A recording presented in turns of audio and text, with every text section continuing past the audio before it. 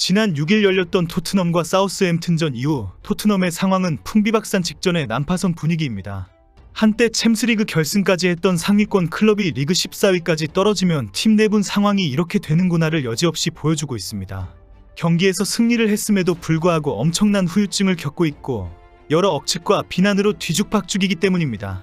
경기 후 마티스 테레의 페널티킥 상황과 포스텍 감독 경질에 대한 지적이 쏟아지고 있습니다. 단 하루도 잠잠한 날이 없을 정도로 충격적인 뒷말이 무성한 상황입니다.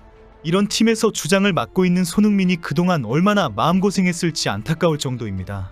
오늘까지도 화제가 되고 있는 것은 마티스 테레의 페널티킥 상황과 존슨의 솔직한 발언입니다. 먼저 경기 직후 이미 토트넘은 사우스햄튼전이 있기 전날 마티스 테레 완전 영입 보도로 한바탕 소동을 치루었습니다.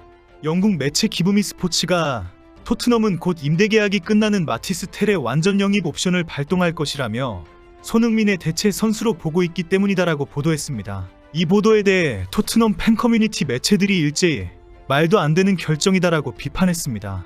테리 지금까지 보여준 경기력이 기대에 못 미치는 것이 확인되었기 때문입니다.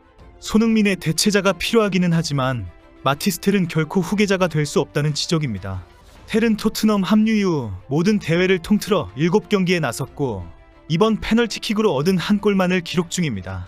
현재 대부분의 토트넘 팬들은 마티스 텔의 완전 영입 옵션 발동을 강력하게 반대하는 분위기입니다.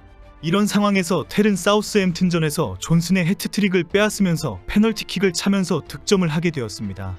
당연히 존슨이 해트트릭 기록을 세워야 하는 기회를 빼앗아 놓고도 득점 세리머니까지 했습니다. 경기 직후 영국 매체들은 일제히 존슨이 아름다운 페널티킥 양보 장면을 만들었다라고 전했습니다. 두 골을 추가하고 경기 종료 직전 페널티킥을 얻어내고도 19세의 마티스 텔에게 페널티킥을 양보했다는 것입니다. 당시 존슨은 해트트릭이라고 외치며 세 손가락을 펼치며 자신이 찰 것이라는 뜻을 분명히 드러냈습니다. 그럼에도 불구하고 공을 먼저 안고 욕심을 부린 선수는 페드로 포로입니다. 페드로 포로는 프리킥이나 페널티킥 찬스가 날 때마다 나타나서 공을 먼저 가로채고 욕심을 부리는 것으로 이미 너무 유명합니다. 페드로 포로가 공을 잽싸게 안고 있는 상황에 존슨도 벙쪄 있는 상황이었습니다. 놀랍게도 이때 나타난 선수가 주장 완장을 차고 있는 부주장 로메로였습니다. 주장 손흥민은 교체되어 벤치에 앉아있는 상황이었습니다. 그런데 로메로는 포로에게서 공을 빼앗아서 19세의 마티스 텔에게 공을 안겨주었습니다. 결국 반전의 상황에 존슨은 페널티킥을 포기하고 돌아서는 모습을 보였습니다. 이후 마티스 텔은 페널티킥을 성공시켰고 리그 첫 번째 득점에 기뻐했습니다. 동료 선수들이 축하를 하는 상황에 존슨도 텔을 격려했습니다. 이런 상황에 경기 직후 영국 매체들은 존슨의 아름다운 양보로 동화와 같은 스토리로 미화해서 즉각 보도한 것입니다. 매체들은 항상 신경전이 펼쳐지는 상황이기 때문에 존슨이 빠르게 결정하고 텔을 배려하면서 빠르게 물러났다고 설명했습니다. 하지만 이후 존슨의 인터뷰가 자세히 보도되면서 로메로와 마티스 텔뿐 아니라 포스텍 감독에게까지 불똥이 튀었습니다. 로메로가 마티스 텔의 사기 진작을 위해 페널티킥 기회를 부여한 것이 옳은 결정이었는지에 대한 비판이 나왔습니다. 로메로가 마티스 텔을 완전 영입하려고 하는 구단의 의도에 맞추는 판단을 했다는 것입니다. 존슨의 생애 첫 해트트릭이 더 중요한 상황이었고 페널티킥까지 만들었기 때문입니다. 욕심을 부린 마티스 텔에게도 비난이 쏟아졌습니다. 존슨이 분명히 페널티킥을 얻어내었고 해트트릭 기록까지 있는데도 페널티킥을 차겠다고 고집 부렸기 때문입니다. 존슨은 인터뷰에서 페널티킥을 정말 차고 싶었다며 혼란한 분위기가 생길까봐 두려웠다. 나는 그런 것에 깊이 빠지고 싶지 않았다고 솔직히 말했습니다. 이어 나는 이전에도 선수들이 내게서 공을 빼앗으려는 상황을 겪어보았다. 그런 불안이 싫었다. 누군가를 불안하게 하거나 의견 충돌을 일으키고 싶지 않았다라고 말했습니다. 토트넘이 경기 도중 키커를 두고 신경전뿐 아니라 노골적인 다툼을 벌인 것은 이번이 처음 아닙니다. 특히 페드로 포로와 메디슨과의 공차지 충돌은 한두 번이 아닙니다. 간혹 2부 비수마까지 끼어들어 경기장에서 3명이 싸움판이 커지기도 했습니다. 주장 손흥민은 항상 뜯어 말리다가 진이 다 빠질 정도였습니다. 결국 손흥민이 벤치에 포스텍 감독에게 크게 화를 내면서 감독이 결정하든지라고 쳐다보기까지 했습니다. 당시 포스텍은 포로를 지목했고 포로는 공을 하늘 높이 뻥 차버리며 기회를 날려버리기도 했습니다. 사우스햄튼전을 승리로 마쳤지만 바로 포스텍 감독의 경질 요구는 바로 쏟아졌습니다. 토트넘 팬 커뮤니티 매체인 토트넘 호스퍼 뉴스는 이번 승리는 포스텍의 입지에는 큰 도움이 되지 않는다. 포스텍의 경질은 시간 문제이다라고 보도했습니다. 매체는 토트넘 선수들이 포스테코글루에게 등 돌렸다라고까지 표현하며 다니엘 레비 토트넘 회장은 곧 포스텍과 결별할 것이라고 덧붙였습니다. 전 토트넘 스카우트인 브라이언 킹도 선수들이 더 이상 감독을 따르지 않는다라고 주장했습니다. 경기를 지켜본 결과 선수들이 포스텍을 지지하는 분위기가 확실히 느껴졌다는 것입니다.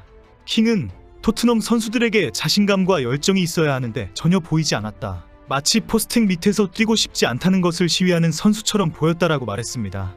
그러면서 경기장에는 6만 명이 넘는 관중이 있었지만 토트넘 선수들에게서 긴박함도 열정도 의지도 느껴지지 않았다. 사우스햄튼은 약한 팀인데도 토트넘이 생각만큼 압도하지 못했다. 다른 날이었다면 5골, 6골도 가능했을 경기였다라고 지적했습니다. 결국 현재 토트넘 선수들이 포스텍을 위해서 더 많은 골을 넣는 경기를 해야겠다는 의지가 전혀 없었다고 주장한 것입니다. 이어 포스텍 감독에게 유일하게 남은 생존 카드는 유로파리그 우승만 남았다고 비판했습니다. 이날 경기가 큰 화제가 된 또 다른 장면은 전반 33분에 나온 루카스 베리발의 득점 장면입니다. 포로가 오른쪽으로 올린 크로스에 로메로가 벤탄쿠르가 동시에 머리를 갖다 댔고 이 공이 중앙으로 흐르면서 베리발이 오른발을 갖다 대 골망을 흔들었습니다. 베리발의 리그 첫 골이 되면서 선수들이 잠시 환호를 했지만 바로 비디오 판독실에서 오프사이드 확인이 들어왔습니다. 공을 살짝 건드린 로메로의 위치가 오프사이드였는지 의심된다는 것입니다. 결국 오프사이드가 선언되기는 했지만 장장 5분 이상 지체가 되면서 선수들이 모두 땀을 식히면서 무작정 기다리게 되었습니다. 최근 오랜 시간이 걸리는 VAR 판독이 경기를 망치고 있다고 비판했던 포스텍 감독은 경기 후 경기 중에 5분 동안 서 있었다고 말하면 누구도 믿지 못할 것이다라고 지적했습니다. 실제 리그에서는 비디오 판독이 경기 흐름을 완전히 바꾸는 요인이 되고 있다는 비난이 상당했습니다. 하지만 다음 주부터는 반자동 오프사이드 판독 기술이 도입되면서 이런 모습은 완전히 역사 속으로 사라지게 됩니다. 현재에도 판독 기술에 대한 문제는 없지만 최근 시범 운영한 경기에서 오류를 일으키면서 도입이 한 달 정도 늦춰진 것뿐입니다. 손흥민은 사우스햄튼전에 선발 출전해 57분을 소화하고 교체 아웃되었습니다. 오는 11일 유로파리그 8강 1차전 독일 프랑크푸르트와의 경기를 위한 체력 안배용 교체입니다. 손흥민은 지난 사우스햄프트전으로 토트넘 소속 450경기를 출장하는 기록을 세웠습니다. 이는 역대 최다 출장 7위에 해당하는 기록으로 조만간 6위 테드 디치번과의 2경기 차이를 뛰어넘을 것입니다. 만약 다음 시즌에도 토트넘에서 뛰게 된다면 490경기의 글렌 호들의 5위 기록까지도 넘을 수 있습니다. 토트넘은 공식 채널을 통해 한국의 슈퍼스타 손흥민은 북런던으로 이적한 후 축구계의 아이콘이 되었다고 역대 최다 출장 기록 7위를 높게 평가했습니다. 하지만 이제 손흥민은 오는 여름 토트넘을 떠날 것으로 예상됩니다. 챔스리그 출전이 가능한 빅클럽으로 이적해서 화려한 축구 인생을 마무리할 것으로 기대합니다.